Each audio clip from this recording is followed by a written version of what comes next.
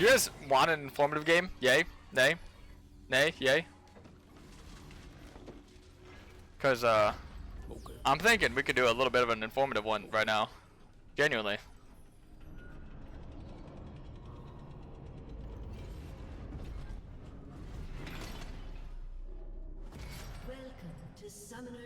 Evelyn and Kayn got hit so hard after season 13-14. They did. But now they're getting some love back. Back-to-back buffs on both champions. I like it, Yurio. I like it, I like it. King, you want it, Riffy? You want a little informative one? Loop time, you want an informative one? Okay, but how bad do you want an informative one? Like, how bad? Like, do you guys want to learn how to play Kayn? Or do you want to learn how to play Kayn? Because I could give you an informative one. Do you have more fun on red or blue? Honestly, it depends on the day, but most of the time blue, if I'm going to be real, just roughly. So first things first, I always love starting Raptors. Lazy, mediocre. Minions have spawned. Better. I'm trying. Don't try. Let's get it. Do it. I am. We're going to do Raptor, Krugs, red, and we're going to farm all of our top side. It's a very relaxing playstyle. It's very easy, very not too complex to understand. So if you guys want to play like the rank 1 Kayn, you're always going to start Raptors right now on blue Kayn. This is for blue Kayn, by the way. So I'm going to start Raptors here, and then I'm going to go to my Krugs immediately after, right? Alright. So we're going to go Raptors into Krugs. And then we're going to go to our red after. So the whole reasoning why you do this clear and why it works out so well is just because I think power farming is just a very underutilized strategy in this current meta. It really is. And since blue Kayn is a strictly mid-game champ and the meta is actually for mid-game snowballing, I think it works out really well. A lot of people think it's early game. Honestly, you don't really need to put too much thought into the feat. You really don't. And losing like early objectives isn't really that bad when you consider how strong you're actually going to get off of your power farming. So we're going to get the red now. And we're going to go to our topside camps here. And the reason why you want a path like this as well, just to add a little bit of more to the explanation, is it adds to your consistency. Because you can't guarantee getting successful ganks and you can't guarantee getting good laners, but you can guarantee always getting an advantage with this clear. Because if you can clear not only very fast to where you're always having tempo over the enemy jung, but if you can clear in a way that's very healthy and you're setting yourself up to like find opportunity, then you're always going to be able to find something and you're always going to be able to do something. Trust me, there's not going to be a single game you play where there's not going to be a single gank opportunity. Well, there isn't going to be a single gank opportunity, sorry. So, we're going to farm the Gromp now. Nice. Oh, good. Our Trinidad mid got a solo kill. That's pretty nice. I don't know how the hell he did it, but he did it. So enemy jung is probably going to be doing the same clear as me, so I'm going to ping out kind of vice versa where he's at. Okay. A little bit slow on that clear. I could be 3 seconds faster if I did that a little bit better, but it's all good. So I'm not going to look for the gank top here because look at this angle. There's just not enough space for me to really look for a gank, right? He's too healthy and there isn't enough space. Space is one of the most important things, right? Damage and space, I'd say, are the two most important things. Same with mid, like look, not enough space. Similar to why Hecarim can't find a gank in bot lane here. Alright, I'm gonna ping out this area and just kinda get like maybe a ward down for a little bit of a safety net for me. Oh, so Hecarim actually went for an early reset. Oh, he's doing a new strategy where you do an early reset, get longsword. Look to contest, but I'm not gonna look to like fight him early game ever. Hecarim vs Kayn, I mean that's just a no-brainer. I'm gonna lose that skirmish, right? I'm gonna use my E here actually. Oh, I could use my Q on the camp and just clear this as fast as possible here. I'd hold on to my smite here too and just kill this with one last Q, because look, I'm gonna kill it with my autos around the same time. So right now, before we reset, we do have a bit of an angle to look for in bot lane here. So we're really gonna need our Leona to kind of lead us in, and at most, maybe we get a flash here.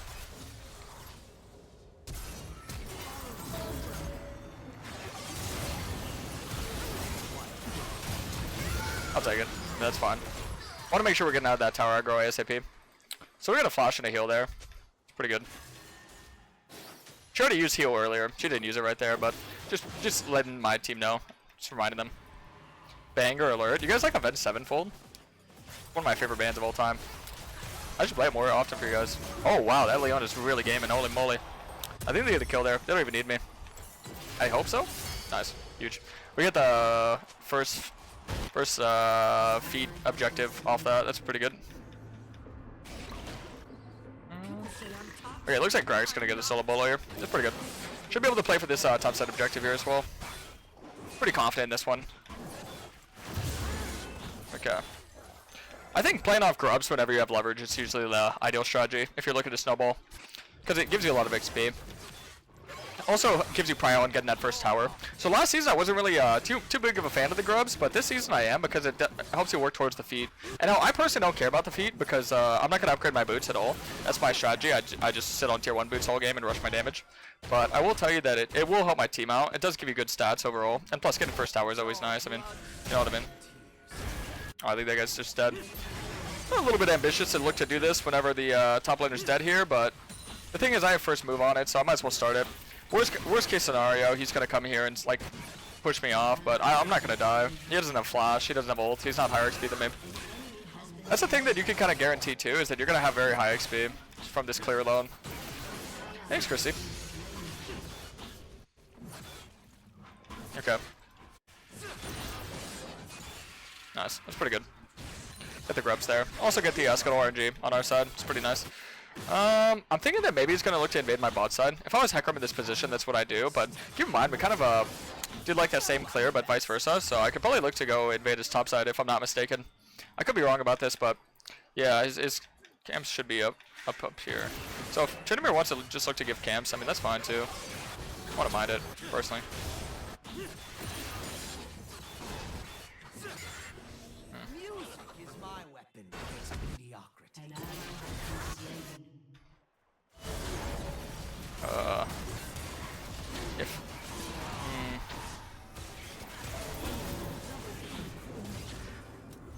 It's kind of hoping that Cass would move. I mean, if she did, we would have been fine, but she's not. Belongs at the top.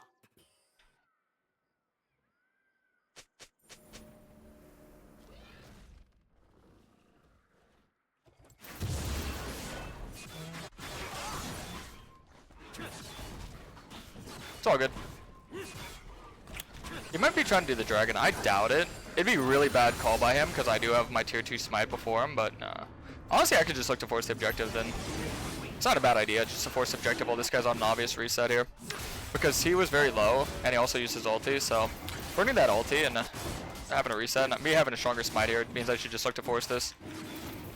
We both took each other's one camp, but I got the objective. I mean, you got 2 kills, but 2 objectives. 2 objectives for 2 kills. That's about like an even trade, I'd say. Depending on how well he could play those 2 kills. I mean, he could definitely take over the game and just have full control, but the thing about Hecarim is, usually Hecarim players will lose the games on their own. Hecarim's a champion that's kind of like a... You kind of live and die by how OP of a champion it is. Because sometimes people play a champion that's so OP that they actually like wind up throwing the game because of it. Because he doesn't scale whatsoever. He's probably one of the worst scaling champs in the game.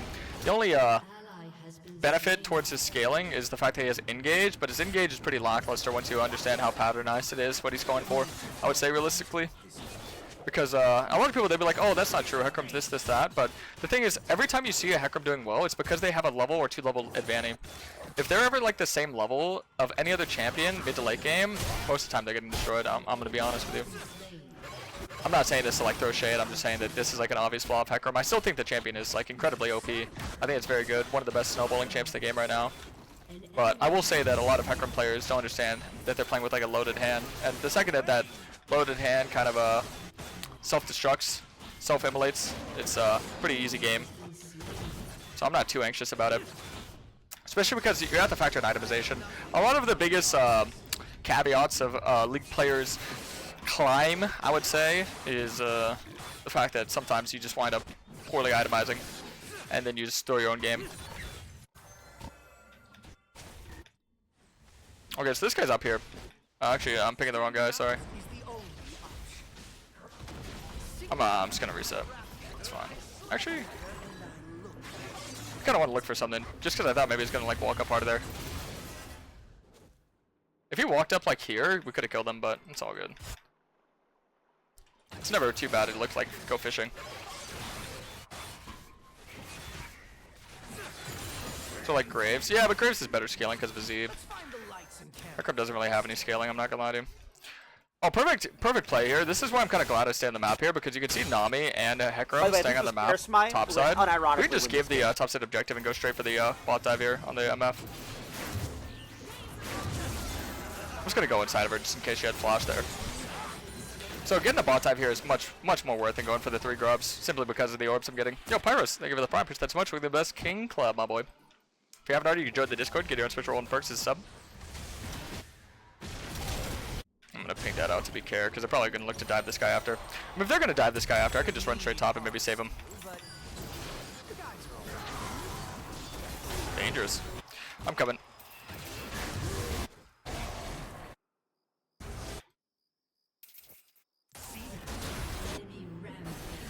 Not sure how I feel about that play. I bit off more than he could chew, I'd say.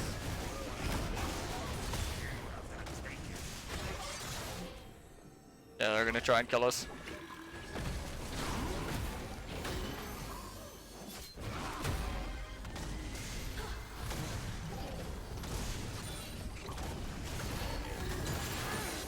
Make sure he doesn't loot the tower.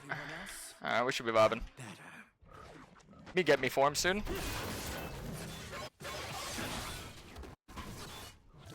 Yeah.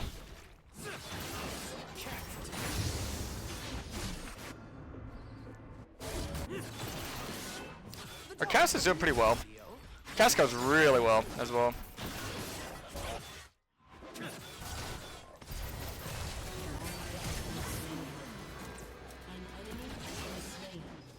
She's free farming down there too. That's really good. She's gonna farm his 2 bot side camps. Probably wondering if I should just run straight to the top scuttle, but I don't think so. I think I want to hover this cast, because this is how I'm gonna get my form right here. They might send 2. Yeah, if they try to like gank the cast there. Oh, I kind of was hoping that she would like push up more. If she pushed more into the tower, we could have maybe fought them 2v2, because Hecarim wasn't on reset. I wasn't on reset. See, so that's kind of like a play that I'm just looking for, and the second I don't find it, I just like stabilize by farming. That's kind of how you play the early game of Kayn. It's just a lot of farming. Like I said, it's reactionary. It's strictly reactionary. You just look for opportunities. If they're not there, if they don't present themselves, you just go somewhere else. Simple as is. Nothing too complex, right, guys? Makes sense. I would say the complexity of Kayn's kit is his post-form gameplay, because that's where you have to just play very proactive, and proactivity is a little bit hard to understand, hard to comprehend for the average player. Not saying that you guys are average, just saying that it's a little bit hard to understand for the average player. Just give me my blue form, to be honest, by the way. That gives a lot of orbs, and hopefully more blue than red here. So, second item, we usually go Axiomark or Serpents. Into their team, I mean, they have like a solid amount of shields, but not enough to make me want to go Serpents, so I'm probably going to go Axiomark, if I had to say. Because they have Hecarim with the cliffs, and then they have Cassante with his shield, but I don't think that's enough shields, because as long as I can kill their Nami and MF, that's really all that matters. Nice, so we do win the feat. It's really nice. I would look for the Dragon play here, but the most I'll do is I kind of like eyeball the Hecarim, I'd say.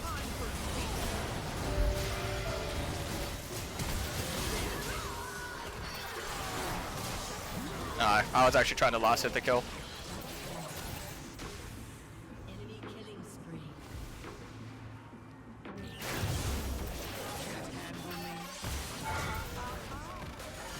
Bye-bye. So, even though we're down 1 kill, guys, I would say confidently that this game is over, because as I mentioned, Hecarim falls off really hard. The second he dies, the game's over, essentially. So, to show that I kind of have this confidence and I can back it up, if I lose this game, I'll give 6 subs. So Twitch chat, if you're not subbed currently, and you're interested in being a sub, you know, ad-free viewing experience, cool site next to your name, you get your own little role in Discord, the sub channel, then type 6 in the chat, because 6 of you will get a sub if I lose this, alright? Man of my word, promise. Out of my own money. Alright, so now we're going to go for our top side camps here. And when we do reset, we will have Axiomark, so we're going to be very strong. So notice that you just do so much more damage when you don't prioritize getting your boots. Don't upgrade your boots. Just sit on your tier 1 boots until full build. Trust me, boys, it is disturbingly good. And yeah, all their gold being on a Hecarim that falls off, not scary at all. Even though they're up a kill, like I mentioned, it's not scary. They have a dragon, they're up a kill, doesn't look like it's over, but trust me, it's over.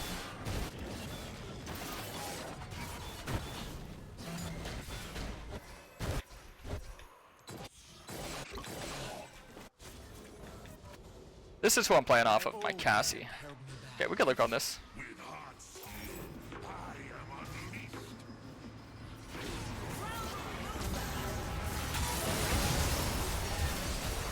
Woo! We had some damage there. Oh, this is not good. A little bit too overforce.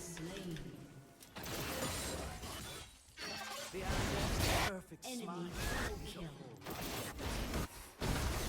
Not good. That's okay. Let's just farm. All G. An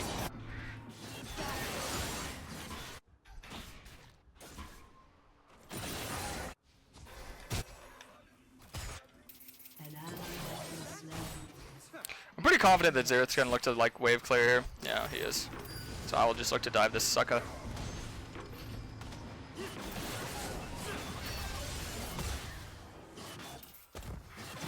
Huh. Cool, and we get tier 2 tower. So best of a bad situation. That's how you always want to see the game. You always want to be an opportunist. So whenever something goes wrong, don't think like, oh man, why did that happen? Think, oh, what can I do? So they're gonna get ripped, but we get tier 2 tower on bot. And I would love to take that gold, but honestly I'm gonna give it to Trin just so I don't have to do everything on this team. Sometimes it's good to give your team gold and let them kind of do their own thing, I guess. Alright, let's go.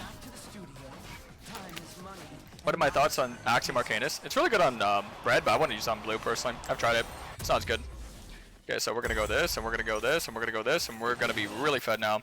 So that damage that you guys were seeing me do, that was before I got my my Lost Whisper spike here.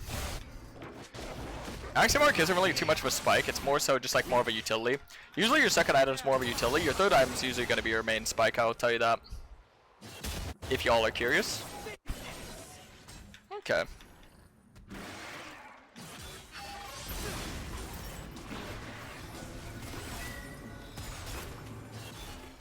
Yeah, I want to have a good amount of confidence. I think confidence is a real key component. Because a lot of times people will try to like act like something's not happening when it is. Like they're gonna like act like Hecarim's there when he's not. If you're smart and you're confident that someone's not there, then don't let someone like scare you away. Even if it's something just for a control word, you know?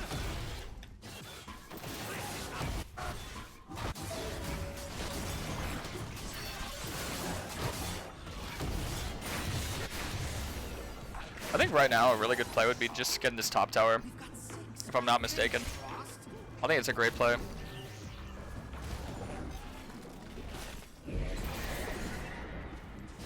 Shut down. Just insta flash, I like it. Cool, we get tower regardless.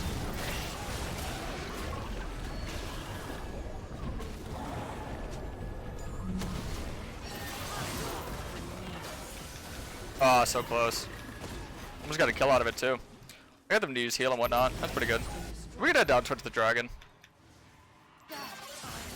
Ever heard of SR71? Yeah, they're OG. Little pop punk band. Did a cover of Whip It. It was in The New Guy. You ever see that movie? I'll let him get his camp. I don't mind. He uses smite there, so I'm not gonna have smite up for the objective here. Probably not.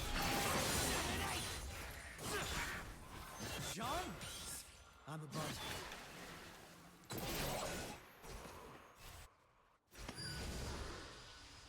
I can get it anywhere. Nice. Kill her. We don't need to like do too much crazy shit here.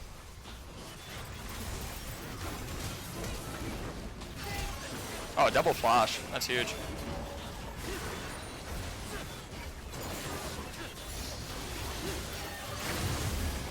Got his blue buff there too.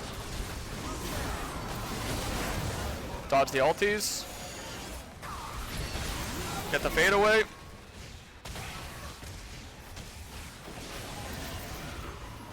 And I live.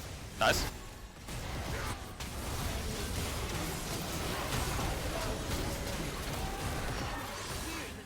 Tag that guy.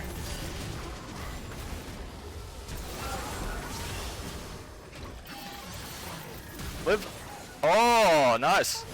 Over like 1 HP there. That was scary. Has been slain. Double Cool. Oh, I'm just gonna prioritize getting the red buff here. I gotta tell you guys, this game is a little bit harder than I initially anticipated. The enemies are putting up a good fight. Yeah, when you play in high elo, you kind of have to expect that the enemies aren't gonna just necessarily roll over and give you a free win, but that's the fun in League. You know how boring this game would be if all they did was win all day? Pretty damn boring, I'll tell you that much. We have pretty good vision, so I'm pretty confident going for this play. Cool.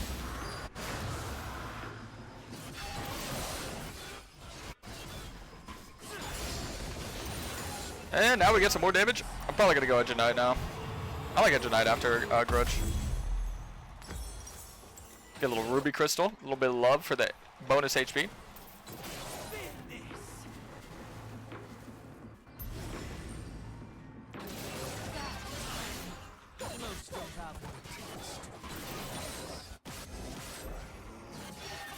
Notice that both their carries though, they use their flash, right? So I could probably look to just dive their backline and murk the people with no flash right now.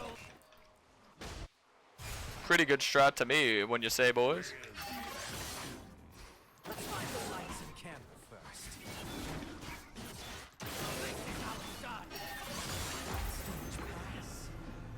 York and his camps is just a great way to like maintain leverage. That's all I'm trying to do right now.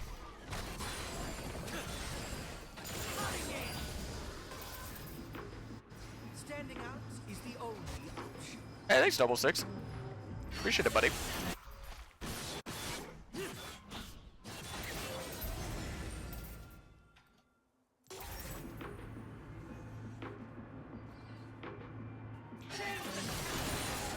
People say I'm toxic. I'm not. Alrighty.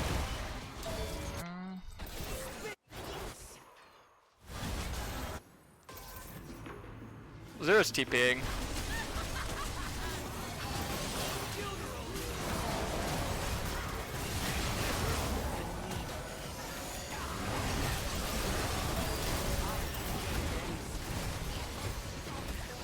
Oh, focusing me, holy moly. I had a feeling he would, that's why I was kind of like keeping my eyes on it. Keep my eyes on my character model.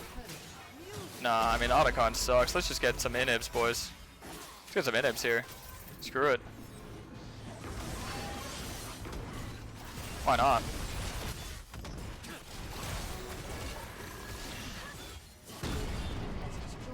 Oh, thanks, Double Six. Appreciate you, buddy. No LDR? I mean, it doesn't give you any haste. Otherwise, I probably would like it more. It's not too bad, though.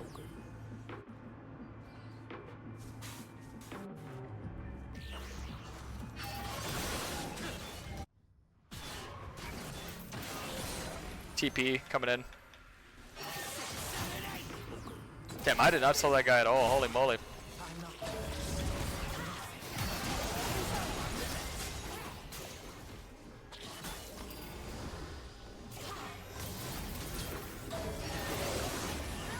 Big damage.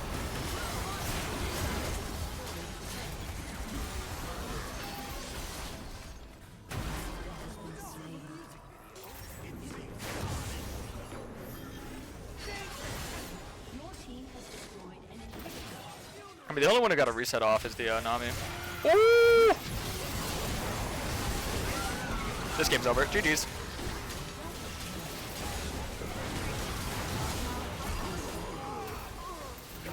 Oh my god, that was beautiful. Oh, that's how you path on blue Kayn, lads. GG's.